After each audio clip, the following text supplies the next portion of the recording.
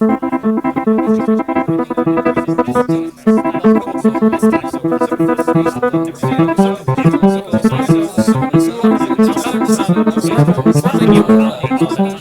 listening to Trysteropod episode 12. I'm David Kulma, the other guy is Dorian Wallace. Hey. And we're composers, and we talk about music and our own left-wing politics and whatever bullshit we decide to talk about for those of you who aren't listening. All right. So, how's it going, Dorian? Hey, what's going on, man? Oh, I'm doing okay. So this will be uploaded way after this day. So today is March 3rd, 2020. It's Super Tuesday, as they stupidly call a day where there are multiple primary elections. 538 has Joe Biden more likely to take home more delegates today. Yeah. Although it's been saying Bernie Sanders for the past few weeks. Yep. So anyway, so all that bullshit's happening. Let's talk about something else. Yeah. Well, so this is a mix of music and politics, left-wing politics specifically. But this and weekend... complaining about right-wing politics. Right. And complaining. Ahead, yeah. So for this last Saturday, February 29th, I actually played piano for the Communist Party USA. Nice. They had their annual African American Black History Month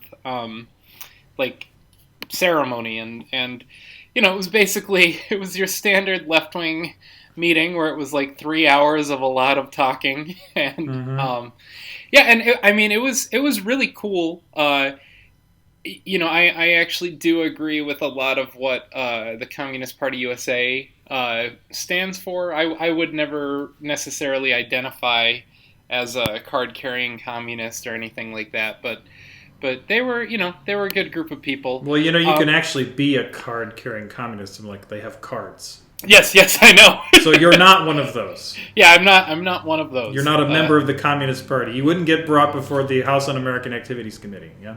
Right. Okay.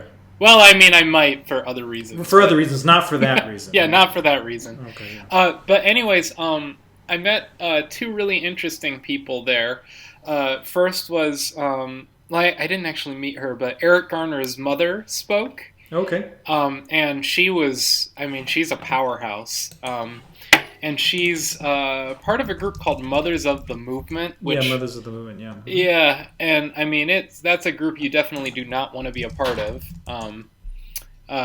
Because the reason for why these people are in is because their children were murdered by police officers. So her name is Gwen Carr? Yep. Okay, yeah. Go ahead. And yeah, she was just very, very strong speaker. And one of the things she talked about was how she just, did not ever expect to be in this role in her life, but she was, thrown into it in a matter of minutes, basically. When she found out her son had been killed, and she said, and of course he got killed on camera, which was a good thing and a bad thing because she's met thousands of others who were not so lucky to have it caught on film. Right. But that all being said, she was like, to be my age and to lose your child, I wouldn't wish that upon my worst enemy. Right.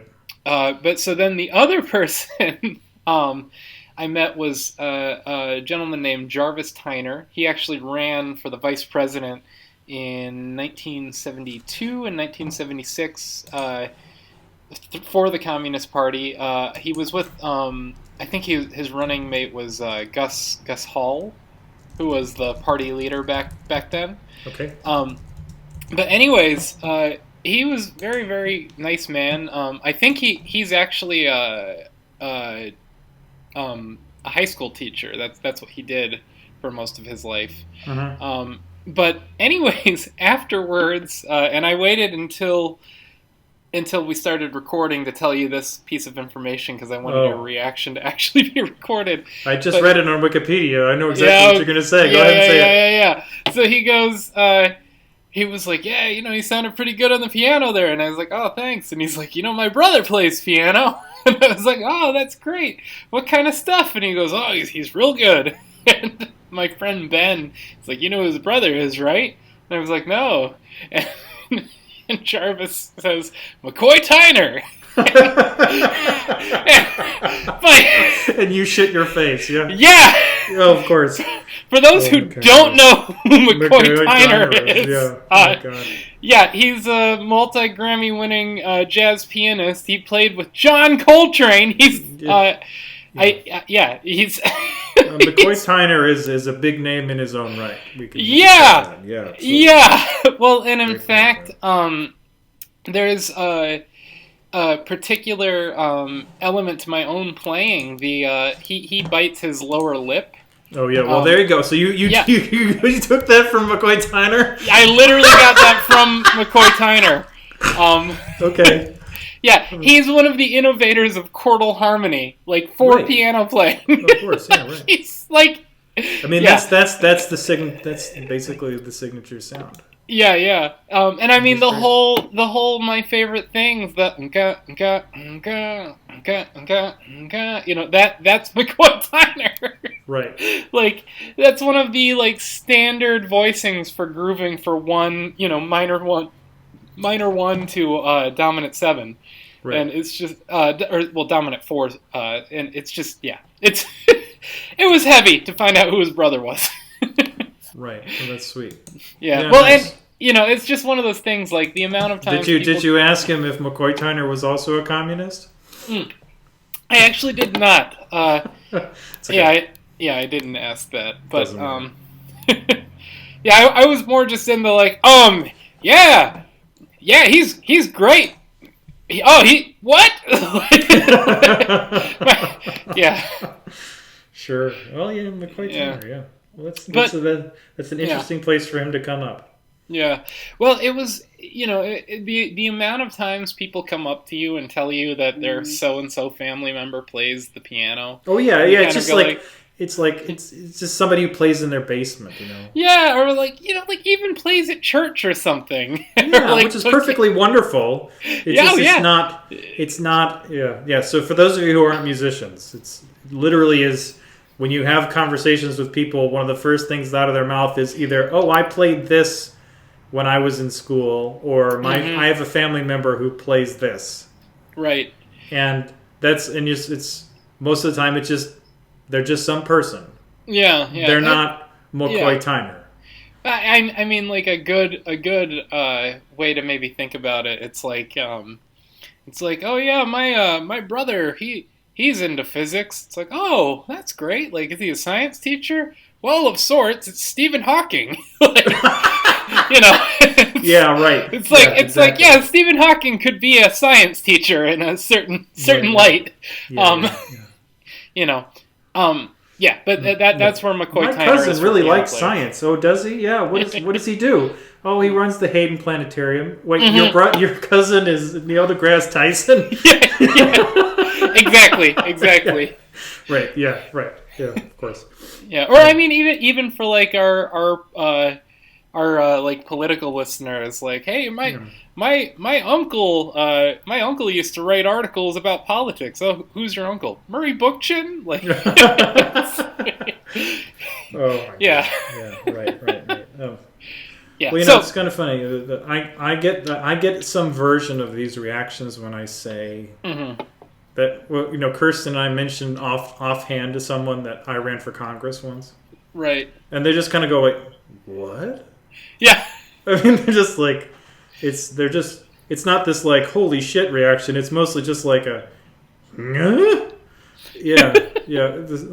Like, they're like, oh yeah. It's like, they're just like, they literally, you can render people speechless with that sentence. Mm-hmm. Well, it is interesting. I've now, you being one of the 3, I've had 3 friends run for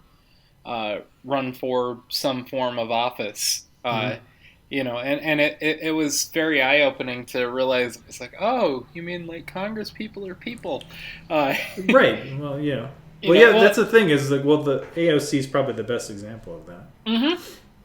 And that was the other thing was I met AOC in the reverse where it was like she was like she's holy fuck that's AOC, and then like met her and it was like she's like literally a human, like a normal human. And Right. in fact, the people I'm with are people that used to know her when they were all street level DSA canvassers. Right. So so they weren't like talking to her like, oh hey, how's it going? It was like, I mean, it would if you had made it to Congress, it would have they were Yeah. talking to her the way you and I would still talk. Right. Right. Well, that just shows you that it's a good thing that she's in Congress because she's Yes. a regular person. Right. Yeah, that's what we want. We don't want fucking billionaires. Or And- Steve King. Or, oh God, Steve King. Of all the people you had to mention. Yeah, I was just trying to think. I thought, I mean, literally, like, I thought, who the was one where the people at CPAC are trying to distance themselves from Steve King. Yeah. I mean, crying fucking out loud. Literally, my brain went to worst politician I can think of right off the top of my head. Like, So Dorian, I literally was watching. So I've been paying. So when we were recording episodes for this thing in the fall, I was on a not paying attention to the news ever. right. And since my needing to spend time on focusing on applying to grad school has been over, in the past like couple of month or two, I've actually been paying attention again. It's awful. Oh, yeah. It's awful. It's just disgustingly terrible. But just the Welcome point is, back. When the CPAC conference was happening, I guess this was last week. Because the people I follow on Twitter, I'm not on Twitter. I just look at it, like to follow some journalists. And apparently, somebody asked the CPAC people, the organizers, like, why do you let Steve King into this place? And apparently the reply was, anybody can buy a ticket. I mean, I mean, so Steve King is so terrible that the people who organize that event are trying to distance themselves from him. I mean, just that's rich. wow. I mean, he's so terrible. The last person I heard people at CPAC really trying to distance themselves from was Richard Spencer. Right. So Steve King is in the same category as Richard Spencer. Right. But on the other awful they are. But on the other direction is like they won't let Mitt Romney show up, Right. Because Mitt Romney, I don't know, has at least a modicum of a conscience, Yeah. He apparently takes his religion very seriously. Mitt Romney's actually a conservative, not a fascist. Right. Yeah. Yeah. I know, right? It's just like that's the thing. It's like, oh Jesus. Do you ever watch The Hill Rising? I know the show. I haven't.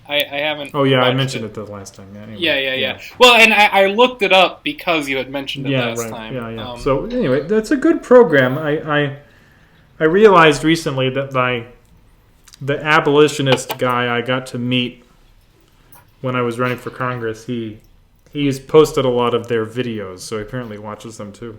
Oh, and cool. Crystals, of course, is a good left-wing sort of emphasizing the working class kind of person like Bernie Sanders.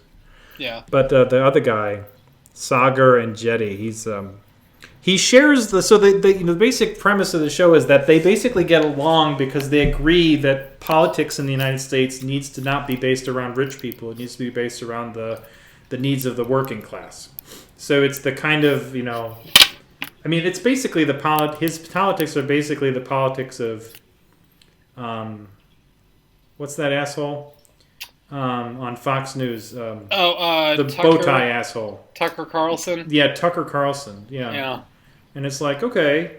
So, but, they don't really bring up the ways in which they horribly disagree. They disagree a little bit, but they basically agree on this major thing. So he's able to have, he's actually has some interesting analysis sometimes. And, but from the frame of the show, it doesn't seem like he's terrible. And then you go look at his Twitter account, and he's like he's agreeing with Donald Trump. Like Donald, he shared a thing like yesterday or something that Donald Trump said at one of his rallies that what did he call him? He was referring to basically Democrats, as like something globalists are trying to keep the borders open so that we all get sick from coronavirus, right?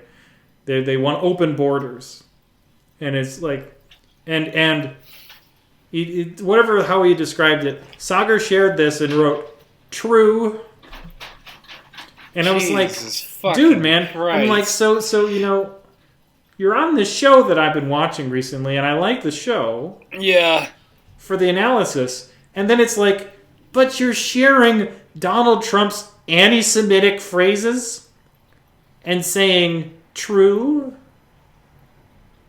I mean, my God. Right? I mean, it's just like globalists. I mean, you all know that that's a like a whistle, right? A dog whistle.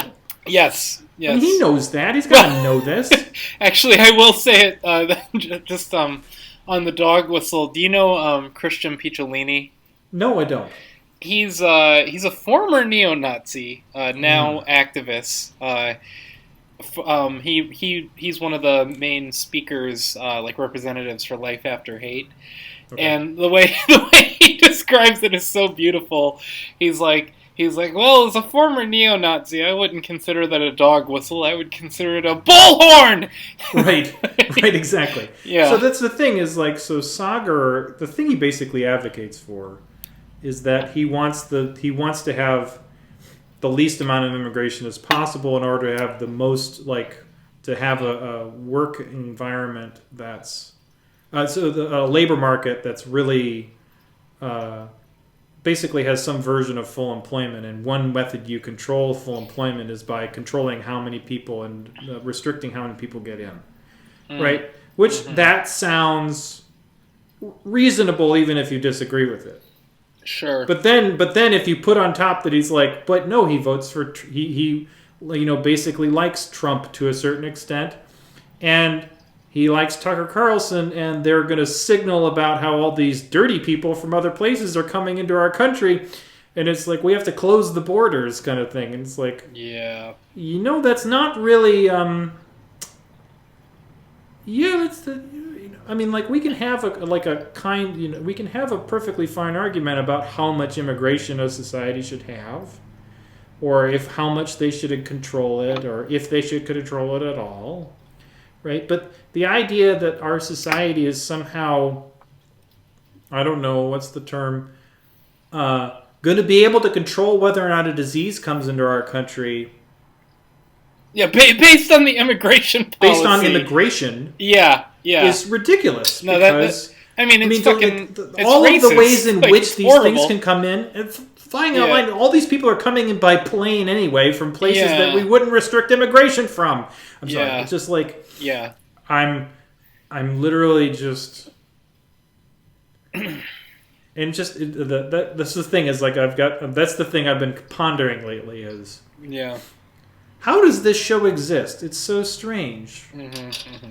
And I just like the thing is that he doesn't have to say out loud his loathsome opinions. Yeah. I mean, it is wild. Like, because Tucker Carlson says them out loud. Oh yeah. Though he used to not. That's been a more recent thing, like the last 10 years or so. Yeah, well, 10 years is pretty... Well, Sagar... So the people, Crystal and Sagar are doing the show, they're about our age, Dorian. Okay. They're mid-30s. Okay.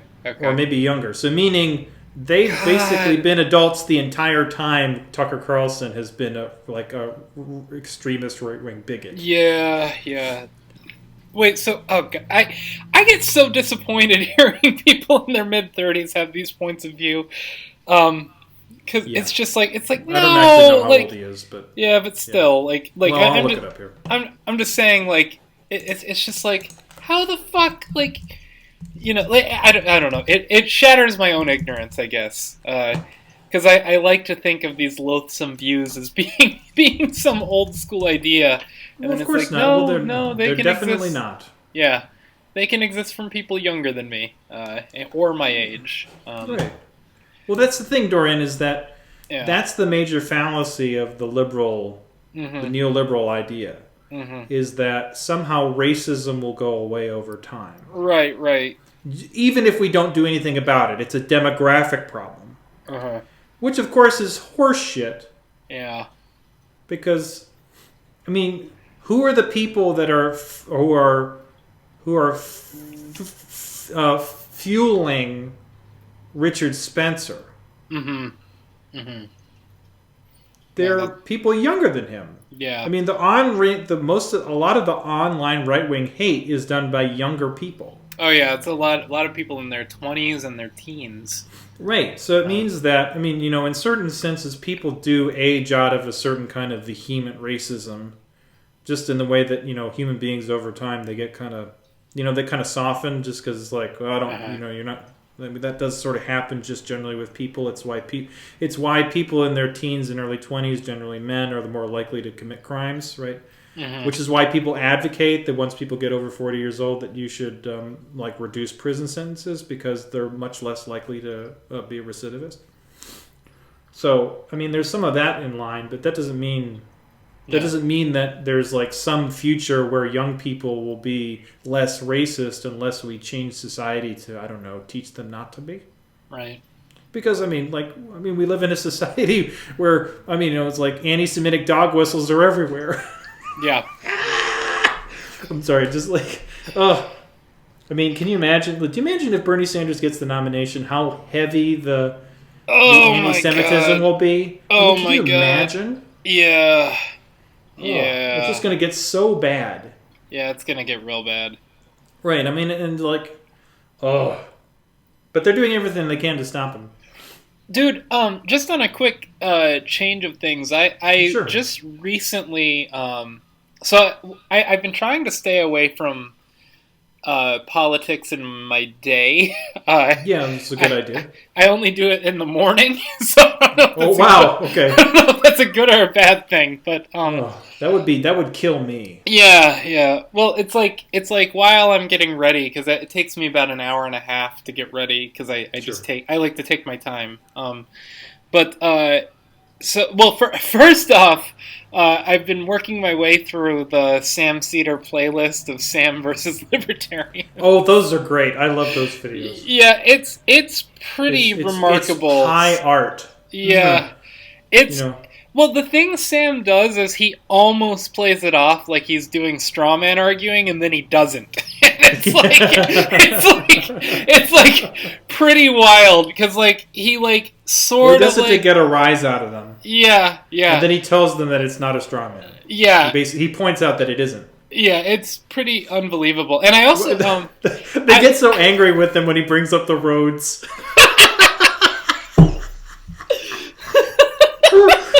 You are the fucking roads. Who cares about the roads? It's the thing that undermines your argument the most easily. Yeah. Just the Well, anyway, go ahead. So there was one this morning where they are really funny. I love Michael Brooks, and I love who's the woman? Jamie. Jamie. Yeah, she's fucking awesome. I love her. I'm not surprised you like Jamie a lot. Yeah. Well, she's hardcore libertarian socialist. Right, hardcore, man. Yeah. And she's willing to say it whenever she wants. Yeah. Oh yeah. Absolutely. Oh yeah. But no, there was one today where I was listening where the person was like, why are you saying these tired responses? And Sam was like, I've heard these arguments 1,000,000 times. But yeah, anyways, to the original thing. So this week, I was working my way through the documentary Manufacturing Consent, which is about Chomsky. I think it came out in the early 90s. Oh, yeah. Was it in the early 90s? Well, it might have been late 80s. Let me look it up. Yeah, it was... Go ahead. Well, H.W. was becoming president at the end of that documentary.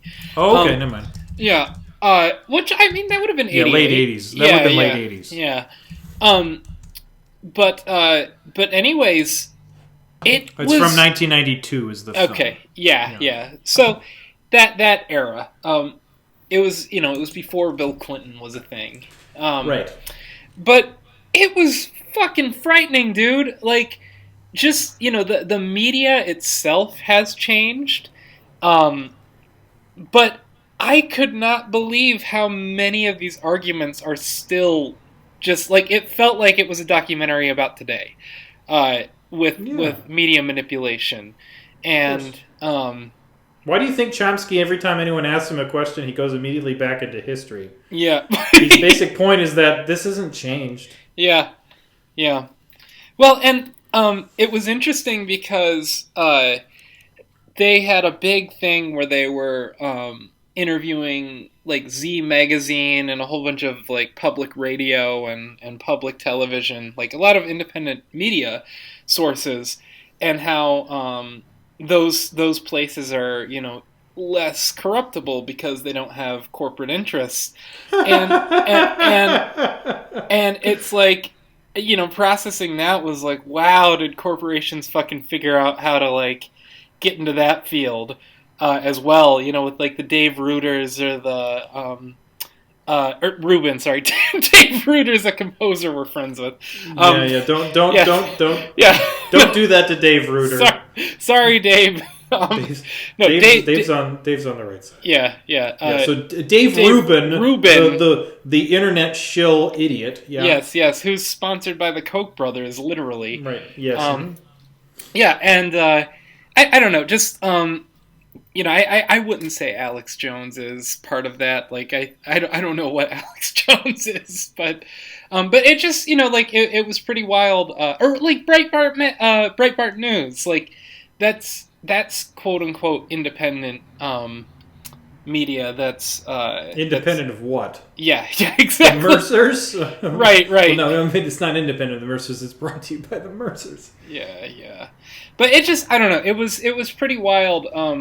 Just realizing how adaptable, just these corporate power, what they do to make sure that they're just getting into people's worlds or into their minds. Like, dude, I had a friend write an article. Or it was, he wrote a blog post for his website. He has a pseudonym that he goes by. Sure. But he wrote a blog post, and it was basically calling out Donald Trump and his connection to Saudi Arabia.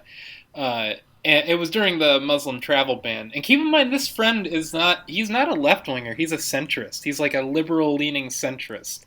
And I shared this blog post on some Facebook groups, and these right-wingers were popping up saying like, "Oh, this is just CNN garbage." Like, that's how prominent the like fake news argument is. Right.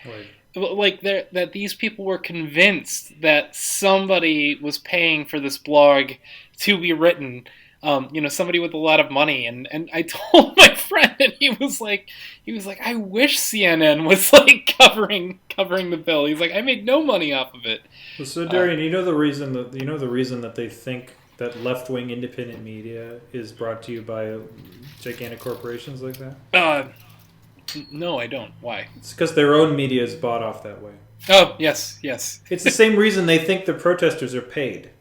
Yeah. It's because the only reason they can get anybody out is by paying them. Yeah.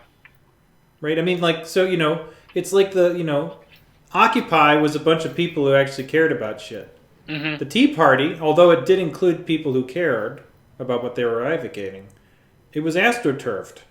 Yeah.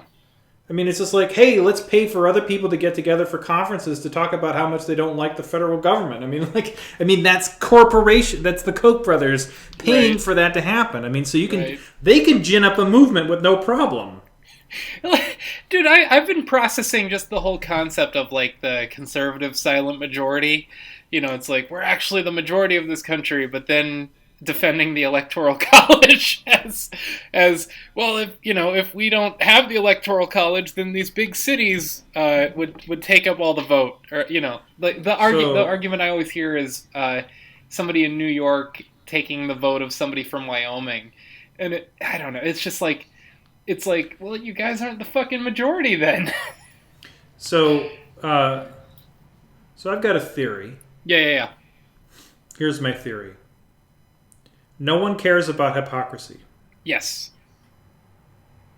And people arguing in political circles about hypocrisy lose. Yeah. I see because, for example, how does Donald Trump win? Like, now I'm not talking about elections. Just how does he win arguments? And how does he get people to follow him? Yeah. He uses confusion and sensationalism. Plus, yes, both of those are true. The other thing is that he never backs down. Yeah. He never admits defeat. He never admits that he's wrong. And he respins whatever he's saying to prove that he's correct, even if he literally makes up every word in a sentence that has anything to do with reality. Even if it's completely contradictory to the other insane point he said the day before. Or just the previous sentence. Yeah. Right. So it means that the hypocrisy doesn't matter. Yeah. The fact is that Trump, to his own base, is unimpeachable, humorous non-intended pun, because you can't defeat him. He has no shame. So I'm just wondering how anybody can take him on, because all of the standard tactics one has for politicians is that there is some sort of shared truth. And since Donald Trump doesn't have truth, I mean, you can't win with hypocrisy arguments. Yeah. Right? Oh, Donald Trump it's been bankrupt 4 times. Apparently no one cares. Right. Donald Trump is racist and sexist. No one cares. I mean, actual people care. But when it comes down to winning elections and things, yeah. I mean, Donald Trump is going to get them 2 more Supreme Court seats. Yeah, exactly. Because 3 actually would get to hold on to Clarence Thomas's seat and take Breyer's and Ginsburg's seats. So it would be a 7-2 against Sotomayor and Kagan. Yeah. So I mean, they know where their bread is buttered. Mm-hmm. That's why I'm always kind of confused by these arguments that people are voting against their own self-interest. Yeah. Like the standard left-wing argument is that right-wing people who are in the lower classes are voting against their own interest. It's like, no, it just means they have a different self-interest than we think they should have. Yeah. Yeah. Yeah. I mean, people don't, some people vote, there are low-information voters who make choices that don't make sense, right? I mean, this is normal. Mm-hmm. But, a lot of people just make the decision that makes most sense with their life. Yeah. And we just don't understand what that is. Right. So I just the only thing I can see on the left that can sort of counteract this is the fact that Bernie Sanders knows how to pivot to something he cares about whenever asked a question. Yeah. And he's willing to say all the things all the Democrats are willing to say. Like, he can stand up and say that Donald Trump is a sexist and a racist and a homophobe. And he'll say that with Donald Trump in the room. Right.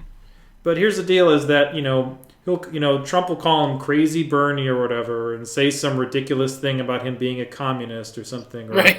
Globalist, blah-bitty-blue-bitty-blue. A full-on socialist. That's right. And Bernie Sanders will look at him and, say something like, well, you know what, Donald?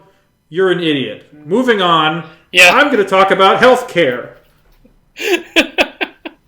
Right? I mean, I think that's the only way to win is because you can't argue with Trump. Oh, yeah. All you can do is say, well, that's bullcrap, and here's the thing I'm going to talk about instead. Yeah. Well, that was the thing about watching all the debates in 2016. For the 2016 election, Republicans and Democrats, they just would try to argue with Donald Trump like it was a normal debate. Yeah, I know, right? And he just confused the fuck out of his opponent, and he would get the audience cheering, his supporters, and little by little he just slowly took over. I was reading an article in the New York Review of Books. I'm still a couple of months behind. I'm reading one from the end of November, and it's reviewing two books. One of which is Matt Taibbi's Hate Inc. Okay. And I think it's Taibbi's book. It might be the other book. One of them refers to the fact that Donald Trump learned how to do all this political maneuvering stuff from participating in WWE. That he acts in political circles like he is participating in all of the machinations of World Wrestling entertainment. Imagine Donald Trump speaking at a wrestling event, and Donald Trump is going to take you down. That's exactly how he talks. So here's the deal, Dorian, is that this is the thing that shows that there's a way in which you and I can understand what Trump is and why other things aren't working, that a lot of people who are sort of like, upper class white people don't get. Yeah. Is because you and I both grew up watching wrestling on television. Well, I actually didn't, but you didn't? most of my friends did. But you lived enough into that. You lived enough in that thing. Oh yeah. But here's the deal: is that upper class people didn't watch wrestling. Yeah. They think it's something that's beneath them because it's fake. Right. But they don't seem to understand is that Donald Trump is operating in that universe. And that's why he wins. That's why he can win arguments, because there aren't arguments. It's, I'm showing that I have strength and I'm willing to play the bad guy. And by playing the bad guy, I get you to like me more than you like the good guy. Right.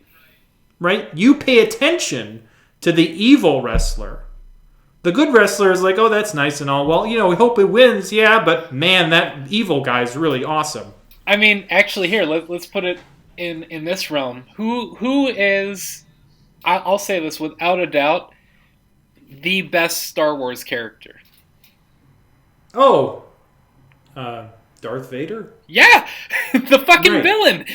Right. I love Luke Skywalker. I actually love Qui-Gon Jinn. Like that, he's my dude. But the Liam Neeson character? Oh yeah, dude, he's a gray Jedi. He's okay in the movie, but it's more the character that I love. Just because that's one of the worst movies I've ever seen. Oh yeah. Well, Anyway, go ahead. Qui-Gon. Sorry, I just have to say it now, just to say it. But no, Qui-Gon Jinn, he's anti-bureaucracy. He thinks the Jedi Council is full of shit, and he questions everything they do. But he's on the good. That makes sense. That's why you like him. Okay. Yeah. He's your David. He's the David Graver of the Star Wars universe. Yes. He's the union organizer who goes and hangs out in Kentucky. Right. Yeah. Exactly. Yeah. But no. Anyways. Yeah. I mean, I love all the Jedi characters. I love Yoda. But man, Darth Vader, just on a imagine if Samuel L. Jackson had played an evil character. Oh yeah. That would have been the most amazing thing of those early movies. Yeah. Would have been, holy shit, Samuel L. Jackson is the bad guy. Yeah. But he just played Mace Windu, and who cares? Right. Nice, he had a purple lightsaber, that's nice. Who cares? That was his choice. Right, well, that's fine and all. It means that he was a secondary character of little interest. Right. Whereas that him, he would have played something like that to the hilt, and it would have been amazing. Oh, yeah. Right. Oh, yeah. Anyway, but go ahead, what were we going to say? Darth Vader is the most interesting character in the whole thing. In all 9 films. Yes. Easy. Yeah. And Darth Vader once he's Darth Vader, not when he's Anakin Skywalker. Right. Well, that's not interesting. And it was brought up once, just in, I'll call it bar conversation, but, if you look at the Batman universe, and it's, Batman is one of the more interesting superheroes, and it's because he's a dark, brooding bad guy, basically. He's evil. Yeah. If you from the outside, Yeah. the Batman is an evil billionaire who has gone insane and has decided to help destroy Gotham by taking on low-level mobsters. Right. Well, and and the Joker literally exists to counterbalance, Right. to counterbalance the insanity that Bruce Wayne has put onto the city because he's got post-traumatic stress disorder. And the Joker's just there having a great time. He's like wearing bright colors and smiling, just watching the world blur. Yeah. Just he's having a great time. So it's just that's the thing is that. So this whole idea that Donald Trump is this. He's something you can't turn away from. Yeah, you got to keep watching. Yeah, and he's our television president, and it's so astoundingly disgusting. Yeah, and I think he'll win re-election. Oh, me too. What a terrible world we live in. Yeah. So I figured maybe we could talk a little bit about music since sure, we are if you both... like. Yeah. So you went to a microtonal festival recently? Yeah. So the University of Pittsburgh composers have a concert series they call On the Edge. Music on the Edge. Yeah. Music on the Edge, and now they've just done their third biennial festival every 2 years, sort of, for microtonal music, which is called Beyond. What was it called? Beyond. Let me look it up.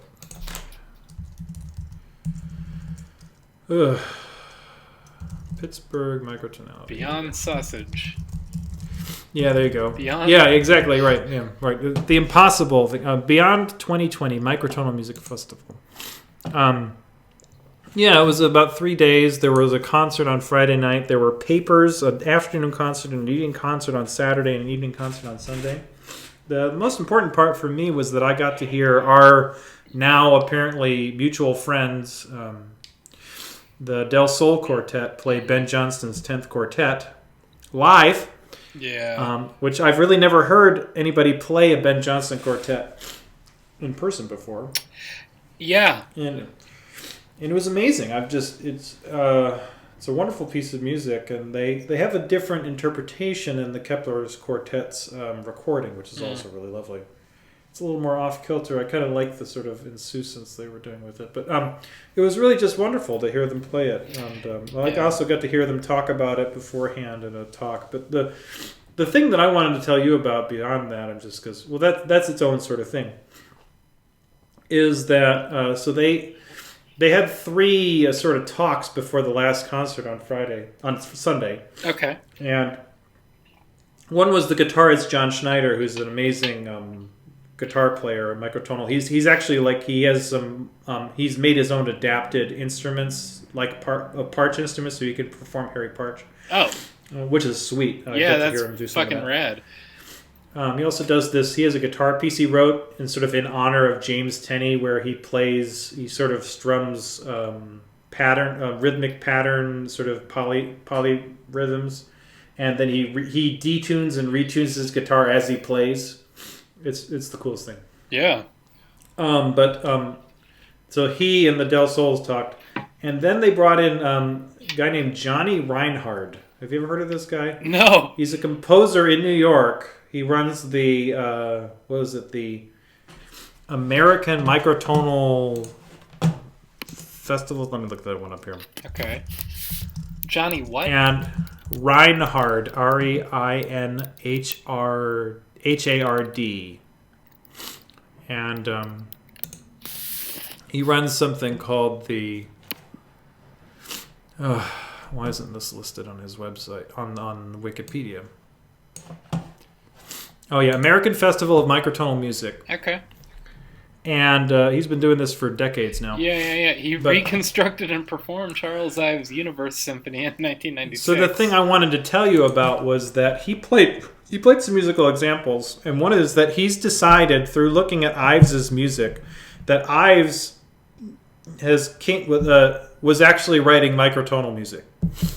And what he means is that the way he chooses his accidentals, he was writing. He thinks that he was writing a chain of fifths. That is, you tune fifths like they should be, which is a little wider than on the piano, and that means you end up with different notes for F sharp and G flat and all sorts of things. Huh. And so what he did is he organized a performance of the Concord Sonata with two pianos where he did that. And so you divide the sonata between the two instruments. And he played a couple of examples. You can find this on the Bandcamp. This is all available on Bandcamp.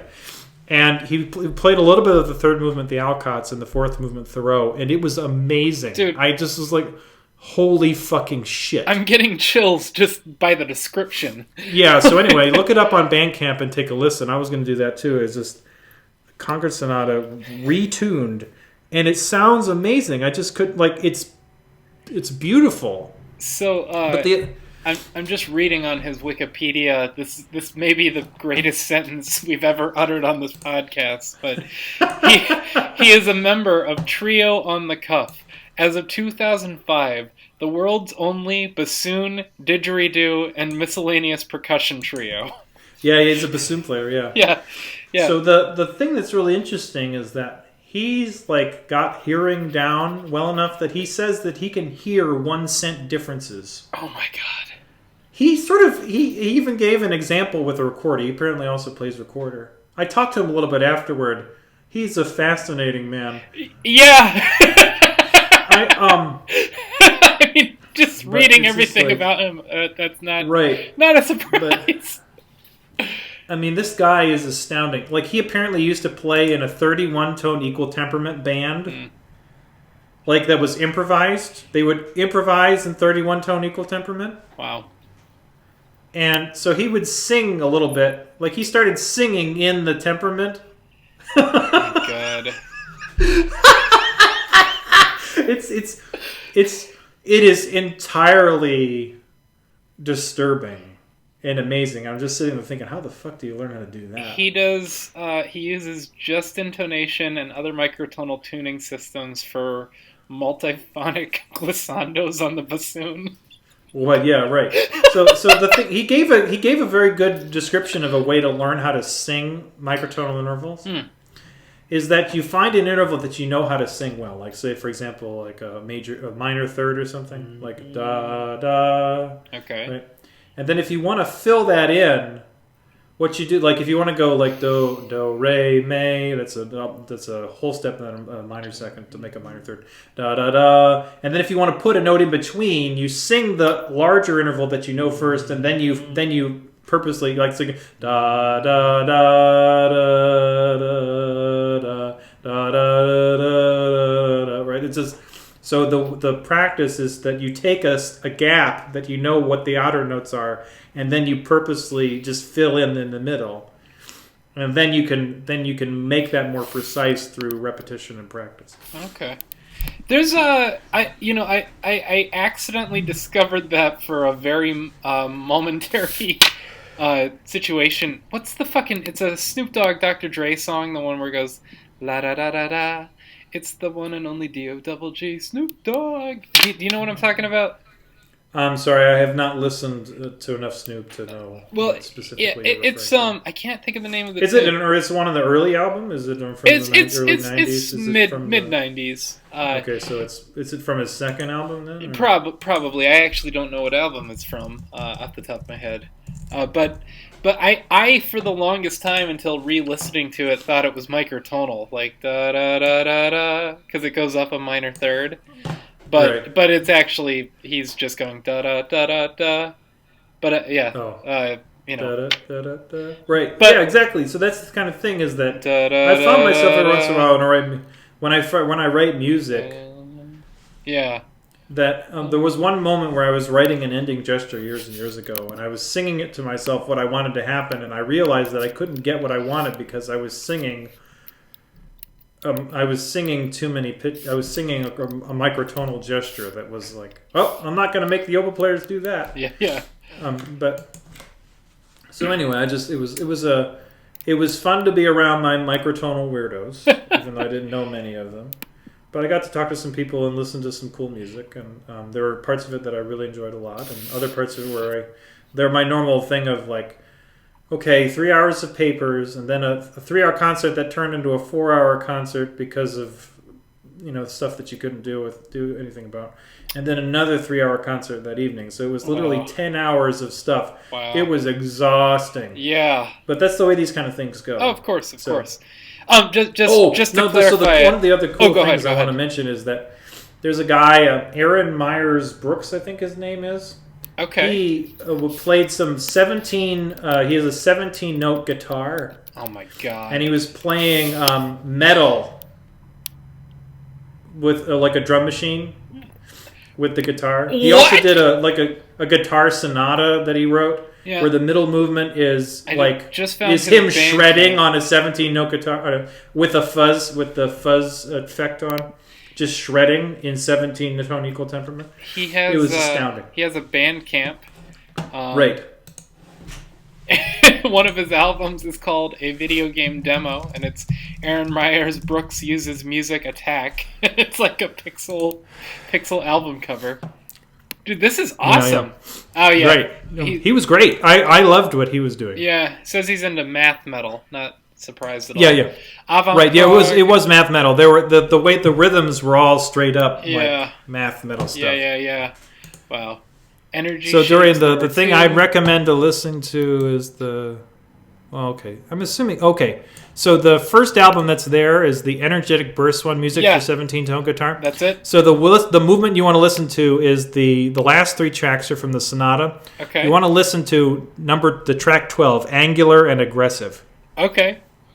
And he also played multiple movements from the suite. So it's really great. Yeah, no, I'm the definitely automated graviton dance is really great. Okay. Wow. This shit looks awesome, dude. Right. Oh no, there was a lot of good music. Man. Yeah. I mean, that's the thing that's really interesting is that enough people have been doing this recently that do you know who there's a piano duo called the Ray Callie duo. It's Vicky Ray, who's an amazing new music pianist, and Aaron Callie, who's also an amazing new music pianist. They're both out in L.A. But he really focuses on microtonal stuff. Yeah. And they do microtonal work together, but they apparently just microtonality is something that almost everybody does now. That they just they commission anybody they want. So they played a piece by Dilling Mattingly. Wow. Okay. Which is pretty cool. They did a Sean Fryer piece, if you've heard of Sean Fryer before. They also played the piece for DX7 by Tristan Morai, which was bonkers, for two Yamaha DX7s. Right, yeah, that was the thing I was talking to somebody about, how that it's no longer the period of time in the 90s and the 2000s where it was really still too hokey to use all those 80s sounds for electronic sounds. It's now become cool to do those things again. So it means that Michael Brecker should hit it big again. Right. Well, it's and Chick Corea's time with the keytar will come back. It's so interesting because whenever I watch movies that are from the 80s, we'll talk about Future Man or something. Yeah. Is that what his name is? Whenever I listen to or watch movies from the 80s, it's so funny how I remembered the music giving me chills when I was a kid, and then thinking, oh god, this is so awful when I was a teenager, and now I'm back to holy shit, this music's awesome. Right. Yeah. Yeah. So just a couple things. So the song, it's a Dr. Dre song called The Next Episode, off of his album 2001, and it's featuring Snoop Dogg.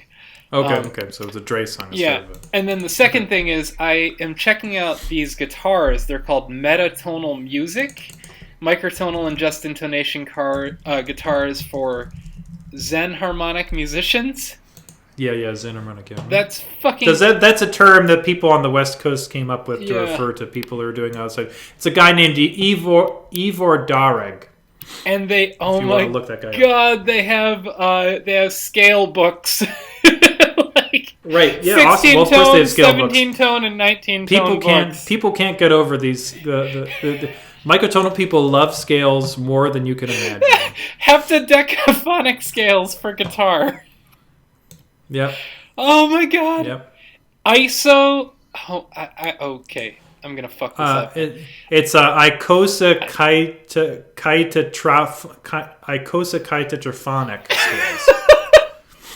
Dude, they have a 31 tone book coming soon. Right. Try some more primal scales. Dude, just like right off the bat, these fucking like shapes are so rad. Like, oh yeah, well you know what they remind me of is 1970s jazz theory. Yeah, I was thinking Yusuf Lateef. I mean, it's like it's Sun Ra stuff, Yeah. or like well, what was his name again? Yusuf? We were talking about him. Yes. Yeah, Yusuf Lateef. Yeah. Yeah, exactly that. Yeah. Speaking of, the Sun Ra Orchestra is coming to town tomorrow night. Oh, sweet! You gonna go? I was going to go, but I can't because I have a commitment with Yeah, I got elected onto the organizing committee for the DSA chorus, and we have our first meeting tomorrow. Okay. And it's like one of those. It's like I have to take that Go to the responsibility, meeting. but it's like Right. oh my god, the orchestra! It's gonna be the full orchestra, dude. Like, Oh, sweet. yeah. And then hilariously, I'm seeing Celine Dion on Thursday with my wife. So Celine Dion. Okay. yeah. Is she playing? Yeah, not with Sun Ra, but yeah, she's She's in the backup group for Celine Dion. yeah. Wait, what? Is that what you said? No, Is she no. playing the Celine Dion? Oh, is Heinel? No. We're going as fans. Oh, you're just... Yeah. Okay. It was cool. it was the Christmas present I got for Heinel. Okay. Was She Celine really Dion. likes Celine Dion? Oh yeah. Nice. Oh yeah. Great. Lovely. Yeah. No, I mean, dude, it's actually been kind of interesting listening to Celine Dion and realizing how good she is. Oh yeah. You know, because She's a great torch singer. Yeah. I mean, like Barry Manilow kind of stuff. I mean, yeah. Yeah. Well, it's like I never really listened to her except My Heart Will Go On. Right. I mean, well, it's always unfair for any singer Yeah. the one song that gets them famous, right? Right.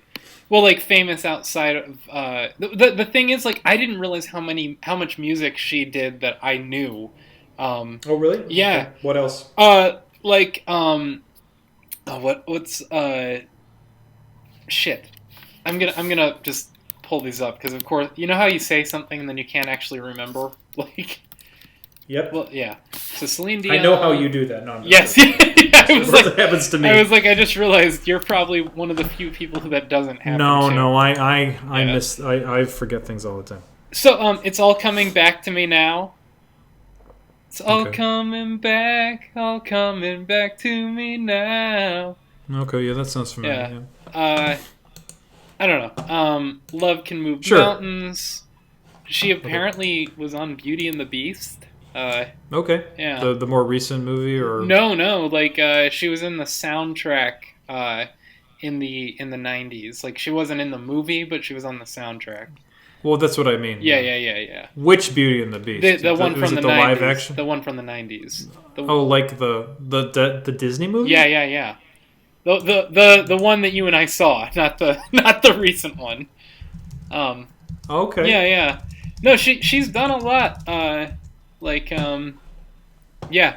In fact. Okay, that song. Yeah. Yeah. She did Alive. She did Lovers Never Die. The Power of Love, which is not the one from Back to the Future. Yeah. But yeah, it's I'm gonna get to see her live. Gonna get to see her do leg kicks live at the Barclays Center. Oh, there you go. Yeah. Fun. Yeah. But yeah, dude, sorry, just back to these microtonal scale books. This is so rad. Yeah. This is what this little universe is like. Yeah. No, I love geometric shapes on like a very strange level. Well, the all of the way that all of these kind of scales are built are specifically especially the equal temperament scales, which are these kind of things, are specifically built around the idea of taking a circle of fifths, and instead you do spirals. Yeah. So meaning that when you get back to C, since you did a different amount of shape, you keep going, and when you get back to the octave, you have to keep like when you're doing your fifths that are the wrong size or whatever. Right. Whatever your that you have to keep going up multiple octaves to be able to get back to the original note. Yeah. And then what you do is you go multiple octaves, and then you jug everything a little bit to get it fit into that amount of time, and then when you put it all in one octave, you get a certain extra number of notes. And so what it does, it allows you to make these really cool visual geometric shapes as a way to sort of visualize the way that it goes. Yeah. So. Cool. It's normal stuff. Well, that's the thing, is I've been reading about this stuff for a long time. I mean, you've been into this stuff since when we met, which was, got to be 10 years ago now. We technically met in like 2005. 2005 or 6, yeah. So. Yeah. Whatever that when we both took jazz improv. Yeah. So the thing that's funny. But the microtonal music, I didn't really get interested in that for a few years after. Yeah. But I mean, like when we became friends, you've been. Basically, I would, exactly, right. When I was in grad school and you were still there. Yeah. It cracks me up because we met in the improv class, and I think that's when you were still developing your social skills. Sure. You too. Yeah. Oh well. Yes. But yes. I just mean Yes, I was an asshole. Yes, that's what I'm trying to say without saying it. But, you can say that. Yeah, but it cracks me up because I had heard stories about you, and then I realized but they're from that guy. Well, then I realized I met you in the improv class, which was probably the one class that I was like more skilled at something than you were. Like if it had been music theory, I imagine I would have had similar stories, but it cracked me up because I was like, wait, what, that asshole guy is just the wacky oboe dude in improv class? So it's just one of those funny realizations, processing everything years later. Mm-hmm. But it's been a long time. It's been almost 15 years. Jesus or so. Fucking Christ. Yeah. More like 13 or 14. Yeah. Well, we're getting old, motherfucker. I know, dude. I'm starting to get gray hairs in my beard. Mm-hmm. I've had gray hairs on my head for a while. Yeah. Well, that's the thing, that's the fun thing you learn about is that gray hairs aren't gray hairs. What they are is white hairs. Right. And you just have so few of them that when you look at them from far away, it looks like they're gray. Yeah. In the context of the rest of your hair. Dude, I'm having the mindfuck thing where I see 40-year-old men now, and I'm like, well, they look so young. And then it's like, oh God, like to a 17-year-old, it looks like a 40-year-old man.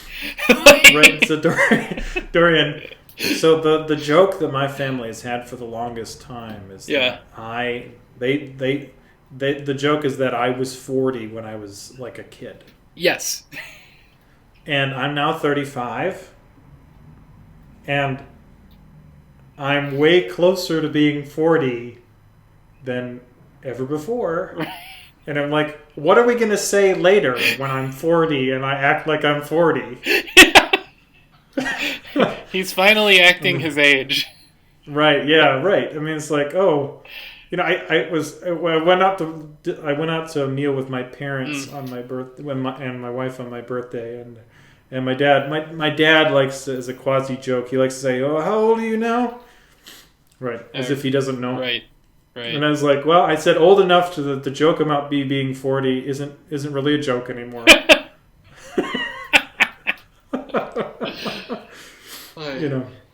That's funny. So, welcome to our mid-30s. Yeah. They're garbage. Yeah. Hopefully the 40s aren't as terrible. Yeah. Oh, they'll be worse.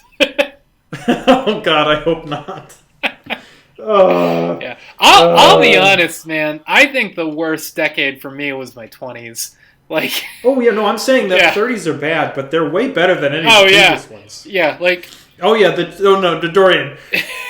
My 20s were a dumpster fire of garbage. Yeah, awful, horrible things. Like, my teens had some bad stuff, and, my 30s have had some things, but my God, my 20s were horrible.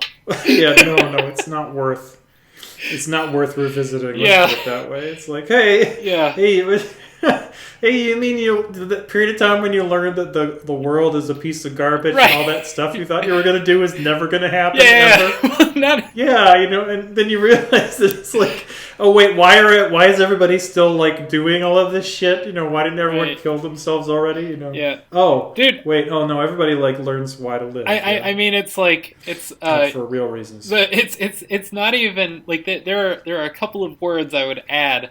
It's like, oh, that time when you learn everything, about the world, but it's like you learn everything the hard way about the world. Yes. Right. Yeah. Nobody's coddling you anymore. Yeah. Like I think most of my friends including myself, had some kind of mental breakdown in their 20s. Right. Well, here's the deal, Dorian, is that it's and they wonder why we all got radicalized. Yeah. What happened? Yeah. I'm like, we turned 25. That's what happened. I mean, this is like, I'm sort of saying this as a joke, but everyone, give or take, that I went to high school with either became like an anarchist or a socialist or a communist or like a fascist or a libertarian. Like, right. It's like I don't know anybody who's just like a straightforward. Let me rephrase that. I don't know any traditional conservatives. I know some traditional liberals, but for the most part, my social circles went, in the like much further directions. Right. Yeah. It made me think about who was I talking to? I think it was my dad. No, it could have been like my campaign man. I called my former campaign manager. Yeah. Recently. Oh, right. Just to catch up, Greg. Cool. Greg Jokoy. And one of them said to me, I can't remember who, that is like, well, there was a guy I knew who was like, he was constantly complaining about how he's like, he couldn't get his business to work. And it's like, well, I can't seem to get enough money to make this thing really happen, to grow my business and get this like.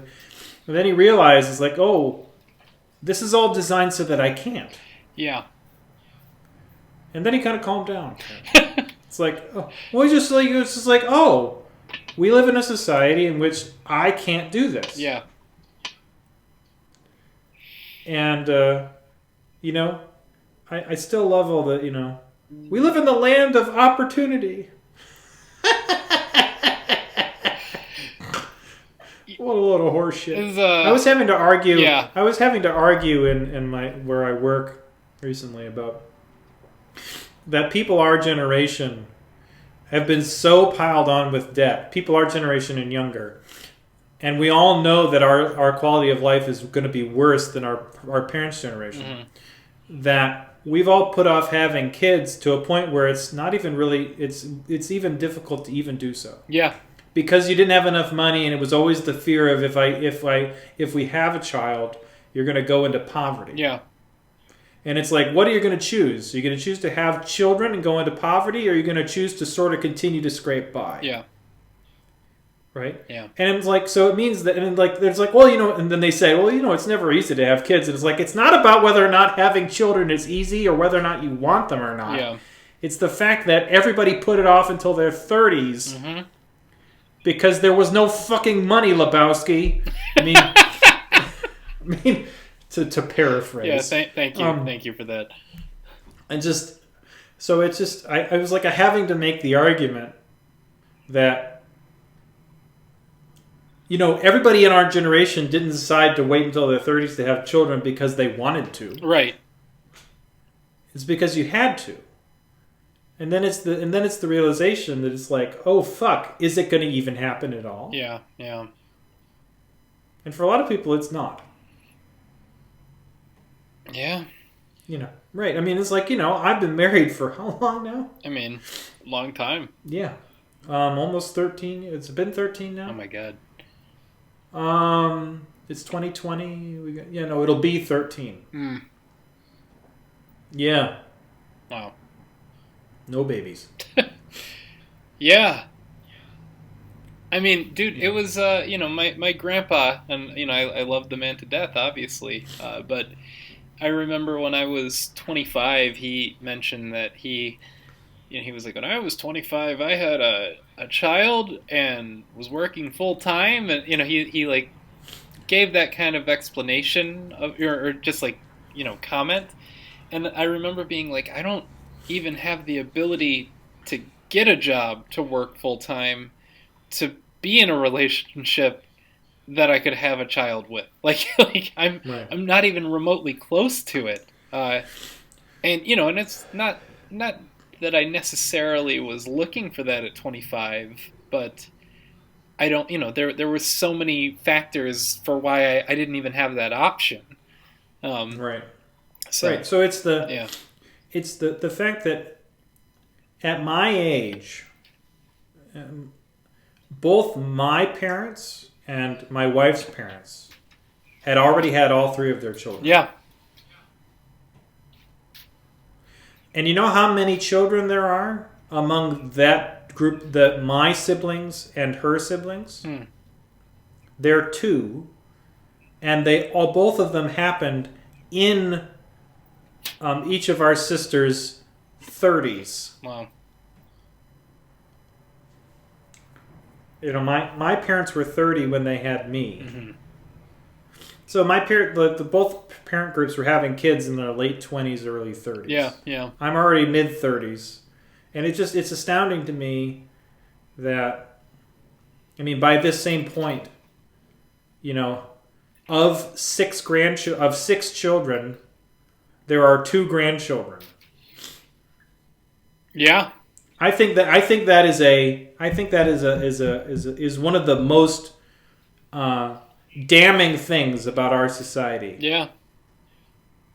That you can take middle class people and guarantee they will not reproduce. Wow. By loading down their children with debt and having no jobs for them to take. Yeah. And scraping the bottom. And these are people who actually have some money. We're not poor. Mm-hmm. That's the thing. I can't imagine what it's like to be all the poor people. Yeah. Anyway.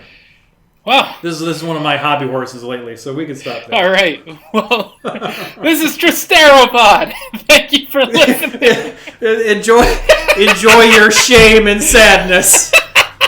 Yeah. And we're gonna leave you at the bottom, and we won't bring you back up. Right. It's like this. Come to our concert. Yeah, this is Trysteropod. Go fuck yourself. So. Alright, but yeah, anyways, in all seriousness, my name is Dorian Wallace, and this is my colleague and friend, David Kulma, and we'll talk to you next time. Peace. Yeah, for those of you who listen. Have a good one.